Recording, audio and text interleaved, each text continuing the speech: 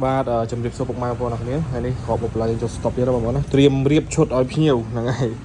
នេះបរិយាស្វាត់តាបងប្អូនណាដឹងហើយសំឡេងល្អមែនតើកាមេរ៉ាគេនេះបងប្រភេទ2ទឹកកម្លាំងវាមកគ្រាប់300វ៉ាត់បងប្អូនណា2គ្រាប់600វ៉ាត់ហ្នឹងហើយដល់ហើយបងប្អូននេះមកដល់ហើយ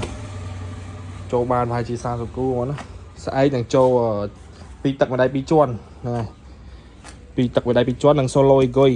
នឹងឲ្យចូលមកសម្រាប់រៀបឲ្យបងនៅចិត្តគៀកចូលឆ្នាំខ្មែរបងប្អូនណាលឿនបងកំងលឿនទុកដាក់យកទៅស្រុកច្រៀងជុំបងប្អូនអញ្ចឹងណាបងហើយនេះគេចេញណាថ្ងៃនឹងចេញ3ឈុតដែរឈុត150និងឈុត90 2ធុង2ឈុតនោះ150មួយឈុត3ឈុតថ្ងៃហ្នឹងហើយបងត្រូវការកំងឲ្យកំងបានចូលសពហើយឲ្យបានយើងអំភ្លៀតខ្វះឲ្យបងឌី100ម៉ាស៊ីនធំចូលមកដែរស្អែកហ្នឹងហើយត្រៀមតឡាងឲ្យបងឌី400ចូលដែរហ្នឹងហើយអរគ្នាបងណាត្រូវការកំងអាចតាក់ទងមកបាន